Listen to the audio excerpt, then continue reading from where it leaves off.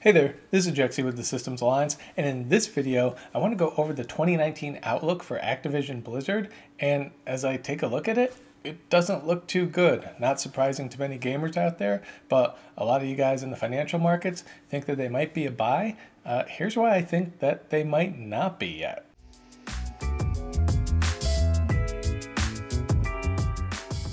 So there's an article on Forbes.com by senior contributor Paul Tassi, and he's someone who I followed for a long time, has a lot of great articles on gaming, although I might disagree with a little bit of his Destiny love. I still like what he writes, and he has some great points here about why Activision Blizzard doesn't look great in 2019.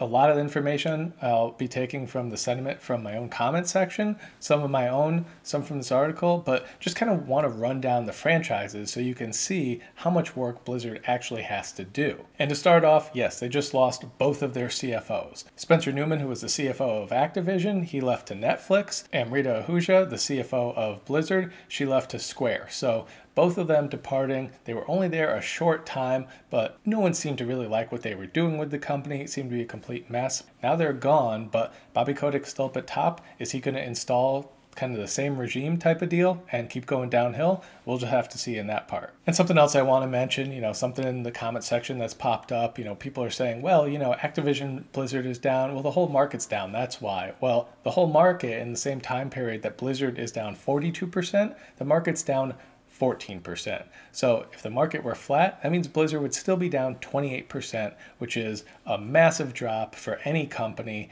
And obviously they've been having a lot of issues. So going forward, let's take a look at how their actual franchises work, the ones that bring them in the most money. So to start off, let's start off with the biggest snafu lately, the biggest foobar situation that they have going on, and that's Diablo. So taking a look at the Diablo franchise, yeah, it's in dire straits right now. At BlizzCon, they had this, huge Diablo announcement reveal. Oh wow, that's like their big hype. Let's end with that for our Diablo showcase. And what do they announce? A mobile game, Diablo Immortal. The literally complete opposite and most insulting thing that you can possibly do to that particular fan base. Are there any? The current plan is to be on mobile, both Android and iOS. We don't have any plans at the moment to do PC. Hey, just was wondering, is this an out-of-season April Fool's joke? No, it's a. They did it because they want to gear it towards a Chinese audience, but now China is saying, well, we can't have certain games here, and that might be one of them. So I don't even know what they're going to do, but obviously that puts a big downturn on whatever they wanted to do, because if the entire reason that they abandoned their Western market is to go after the Chinese market, but the Chinese market doesn't want it either, what do you have at that point? And obviously a lot of the people from the Diablo 3 team have since left the company, and part of the team that actually made Diablo, playable by the end. A lot of you still hate it. That's perfectly fine. It was obviously a mess in the beginning. By the end, it was getting better, but even that whole team is gone now. And the only hope for that entire franchise would be Diablo 4, but Diablo 4 has still not been officially announced. We only know, or think we know it's coming, based on reports that have talked to insiders, who have said, yeah, we're working on it. But obviously, if they haven't even made an announcement and weren't ready to make one at BlizzCon, and who knows if they're going to have another BlizzCon, we're still several years away at this point from getting this game. Now, for me and many others, what's Blizzard's flagship franchise is Starcraft. So where's Starcraft right now? Well, from a gaming standpoint, they've released basically 5 games, you could say, but it's really 2. I mean, you have the original Starcraft and Brood War, throw that in as one. And then you have these Starcraft games that we got recently, the Terran, the Zerg, the Protoss, all of that. So, okay, so that's still basically kind of one game, developed all at the same time, same team, everything like that. And they haven't really moved beyond the real-time strategy thing. Obviously, investors might want them to monetize that. They haven't, but at the same time, it's been it took 12 years to come out with StarCraft 2. So they don't make enough of them fast enough to generate the kind of revenue that's really going to help save them or anything. I mean, for a smaller studio, like maybe they used to be, Sure, I mean, you could survive on Starcraft for a long time, one of the best-selling games of all time. But for right now, there's no StarCraft 3 in the works or anything like that. They're just kind of supporting it as it goes. But while I don't want them to try to monetize it, it would be nice if it didn't take them 12 years to come out with the next game. Of course, there was StarCraft Ghost, but, you know, that didn't work out. I personally wouldn't mind a StarCraft Ghost type of game. Third-person shooter StarCraft game? I mean, that sounds awesome. You know, make 3 versions of those. You know, be a Ghost, be a Hydralisk, Dark Templar, whatever. I don't care. Either way, that would be really cool. I'm not sure why they haven't devoted efforts to that, or maybe we haven't heard about them, but as far as the franchise goes to save him, this isn't the one. Now, of course, the first casualty, an interesting story, is Heroes of the Storm.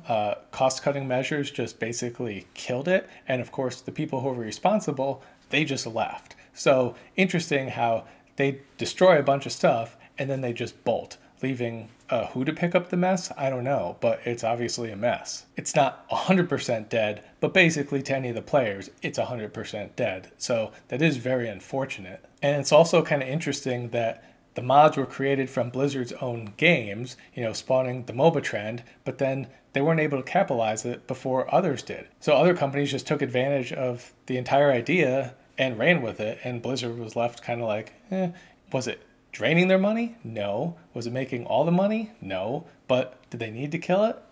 I don't know, because obviously I don't know what else they're putting those resources to. So next we have to talk about their Call of Duty franchise. Obviously, still super popular, still sells a ton, still makes a ton of money, but when you pump out something every single year, you start to get diminishing returns because they're not really doing anything that innovative. Now, this made them $500 million over its launch, and you would think that's pretty good. I mean, what did Red Dead Redemption make? $750 million, and that was basically a record. So doing pretty good considering a lot of people haven't liked the game. But why haven't they actually liked the game? Well, it's because of how they're trying to basically take every single dollar you own. Now, Activision called the game a financial disappointment. So if you make $500 million, you're a disappointment. Now, of course, why is it a disappointment? Because they failed to sell as much as previous titles. But when you take out single player, which half of their player base only played, and then you add in a Battle Royale mode, which, okay, but it didn't take away any players from Fortnite. It took away players maybe from PUBG, but didn't really help you in the market share at all, because that's not why people come to the Call of Duty franchise to begin with. And since its launch, Activision has jammed so many microtransactions into the game that people have changed their positive reviews of the game to negative because they've been nickel and diming you so much. That's pretty bad. Like, that shouldn't have to happen, but that's what's happening. So overall as a franchise, this one's pretty stale. I mean, we're looking at diminishing returns at this point. So going forward, doesn't look like Call of Duty is going to save him, and they already pump it out every year, so there's not really much more they can do. So a lot of people bring up King, which is the maker of Candy Crush, and maybe that's why, once they saw how much money that game could make in the mobile market, maybe that's why they're going with Diablo Mobile. And not just Diablo, they said they're bringing all of their titles. Starcraft, Warcraft, bringing everything to mobile. Now, obviously, no one wants to hear that. That's not something that people want overseas. We're told people want it, but then the countries are saying, actually, we won't allow it. So I don't know what's going on with that. And overlaying all of this, of course, is the regulatory environment, not just in the United States, but around the world, with banning loot boxes. And the only reason these games make money is because they're pay to win and they use loot boxes. So once you take those out and that becomes illegal, like it is in many countries and starting to be in states and just all around the world, things don't look so great for the future. But taking a look at Candy Crush, it's not even the game it once was, to be honest. It's not up there anymore. It's not on people's minds. It has a consistent player base, which, as Paul Tassi points out, drastically inflates the active user base for Activision Blizzard. You know, it's not really that high. This game is propping it up, but it's not really there. So while it prints a little bit of free money, I think the worst thing that it's done, and agreeing with Paul on this, is that this is probably the reason that caused them to go down this road to try and monetize everything, which has backfired on them. I mean, just take a look at Diablo Immortal. No one even wants that game anymore, and everyone's canceling their WoW subscriptions because of it. So they already killed one of their golden gooses outside, you know, loot boxes and microtransactions by pulling something like that. but they don't even have the mobile game out yet, so it's not making any money there. So Candy Crush, smaller returns there as well, not looking great there either. So now, of course, let's take a look at World of Warcraft. Now, obviously, this is their bread and butter. They will always have millions of players that will subscribe and give them money every single month, but taking a look at it, it's a smaller and smaller amount every single month. They'll come out with new expansions, everything like that, and there was actually rumor of maybe Warcraft 4, going back to their roots, a real-time strategy. I mean, their minds would be blown away. That's exactly what they would want. But, is that actually going to happen? The franchise kind of almost seems stuck in World of Warcraft mode. So we'll have to see how that turns out, but I don't see this franchise carrying them either. So moving on to Hearthstone, that game too now has competition. It used to rule the market, now it doesn't anymore. And who's popping their head in there to take all their market share? Well, Magic the Gathering. And who does cards better than Magic? No one. So that's not a good sign right there. In addition to that, this is a game that people just simply can't shell out any more money for. I mean, you can spend so much money in this game. It's all loot boxes. And I mean, personally, that's just kind of garbage. And in today's era where everyone's rejecting loot boxes, this is not a game that's already shrinking that can seemingly carry Activision Blizzard into the future. And on top of that, like I said, they lost their main guy in Ben Brode. He took the entire team with him to form a new company. They're starting a Marvel game with their new indie studio. So things just aren't looking good. And yeah, I just don't see this franchise going forward in a positive direction. So next we move on to Overwatch, which is currently Blizzard's flagship game. It's, their newest release that they have going on right now. But the problem is that they basically had lightning in a bottle with this game. Activision saw it and said, you now have to make $1 billion every single year with a new release of something. And they're going, are you kidding me? Overwatch was an accident that it made that much money. No one expected it to. And Activision Blizzard simply can't enjoy the fact that it was so successful. They have to find a way to either monetize it or release a new one, whatever it is. But there doesn't seem to be anything on the horizon as far as, the next Overwatch game, anything like that. So taking a look at it, it doesn't seem like this game and this franchise can carry them forward either. And as Paul points out in his article, it might go the way of Starcraft, where it's just like, hey, that's great, it's awesome, and make a ton of money when you make one, but otherwise, it can't carry a company, year over year, at least one the size of Activision Blizzard. And despite its loot boxes being cosmetic only and having really no real impact on the game, it still is a crummy practice that in time can still be outlawed. So next we move on to Destiny. And Destiny is a game that Bots just launched with the original one. They had to redo all of the game with their dialogue and everything like that. It was definitely an overpromise and an underdeliver, so that didn't work out well. It took the game a long time to be the Destiny that people actually liked to play by the end of it. And then they come out with Destiny 2, and they not only revert back past where Destiny 1 left off, they went way back. And now, after a bunch of changes, they're basically up to where the original Destiny was. I mean, they're definitely not in a good position at all with fans, the player base, everything. And this was something that had a $500 million budget. Now, granted, that was stretched over 10 years, so that's $50 million a year. But they were supposed to have all these releases and everything was going to be the biggest game of all time.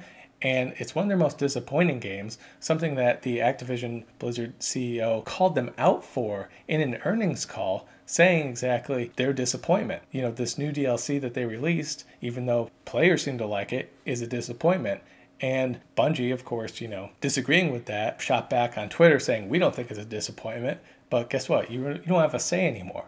Activision owns you. You're done. You made great Halo games and now you're a joke. So obviously it's tough to swallow over at Bungie, but taking a look here, Destiny just isn't the game that's going to save them either. And it was supposed to before the first one came out. If you remember, the hype was insane. Now, as you all know, if you were playing Destiny, they were actively trying to cheat you, the fans, so they could get more money out of you. They were lying to your face about the experience you were actually earning. They were nerfing all of that just so they could get more money out of you. People found out. They apologized, said, oh, we're sorry about that. They supposedly fixed it. they lied again, and it was a repeating pattern over and over, and players could only take so much. I mean, why are you lying to us? Why are you trying to lie to take our money? I mean, why don't you put out something good and we'll just give you our money? But that's not how they want to operate. And on top of that, not being able to access the entire game unless you spend a ton of money. I mean, at BlizzCon, they announced, hey, for a reasonable price, we'll give you everything. Well, why does it have to come down to that? It's already out. Why isn't it all just one low price at this point? Because you're losing your entire player base. I mean, people who used to stream Destiny and then started to stream Destiny 2, they moved on to other things because no one's watching it and no one cares anymore. And that's pretty tough to swallow. So something interesting that is the last item that Paul talks about in his article is the fact that there is no Battle Royale game. Mainly Blizzard, but Activision Blizzard as a whole pretty much dominated every single type of genre that there is. And now that there's this new genre, yes, Call of Duty tried to do it, but Blizzard is the one that really would be the one to do it, but they just haven't come up with anything. And the fact that they came so late with Heroes of the Storm, even though it started with them, they just never made it official. It seems like, oh, is it going to be too late now too? That's why you hear them talking about Pokemon Go. Yes, Blizzard innovates stuff that exists, but they make it their own. They make it great. I liken it to Ferrari. Ferrari did not invent the car. They did not invent the wheel. They didn't invent the transmission. They didn't invent hardly any of that stuff. But yet, Ferrari is an innovator, and they're, at the top of their game doing these things. And Blizzard was once that too. They did it from a much smaller game, did their own thing to it. Boom, biggest game in that genre. That's what Blizzard did. But now, taking a look at them, they're not leading with that anymore. They're just following. And they're following stuff that is already super popular. There was already PUBG, and then there was definitely Fortnite, the biggest game in the world. So then Call of Duty tries to put it into their game. Well, guess what? They didn't capture any more market share doing that. This game sold less than previous ones. Then you hear the talk about Warcraft Go, a Pokemon Go takeoff. It's like, Pokemon Go was already a massive game. If Blizzard does something, they used to do it, and it used to be the biggest thing. Well, now, I don't really see that happening anymore. So I'm not really sure where Blizzard and Activision are going to go into the future, but I don't see it being a huge moneymaker, necessarily a stock that I'd want to invest in, because show me where the growth is going to happen. I don't see it. This is all their main titles. I don't see where the growth is coming from. And you got both your CFOs leaving. Things are kind of in disarray right now. And the CFOs made a lot of changes that negatively impacted them, and yet at the same time, they don't have anything good coming. I'm not really sure how they're going to go into the future, especially with not being able to rely on loot boxes, something that politically is suicide right now, because who knows, in a couple of years, maybe you get $0 from them because it's illegal gambling targeted at children. So anyway, that's why Activision Blizzard is not a buy for me. I definitely wouldn't touch it, but let me know your thoughts on this. Would you take a chance on some Activision Blizzard stock? And if so, why? What do you see out of everything here that could cause it to be successful? Personally, I don't see it, but maybe you have a different opinion, or maybe you see something that I don't. What do you think about the two CFOs leaving? What do you think about the state of them, working for them? Bobby Kotick still being in charge? Is anything going to change? It's going to be more of the same. Where do you see the future of Activision Blizzard going, knowing that all their franchises are kind of stale right now or declining? Let me know your thoughts in the comment section below. Be sure to like, subscribe, share, hit me up on Twitter, and we'll catch you later.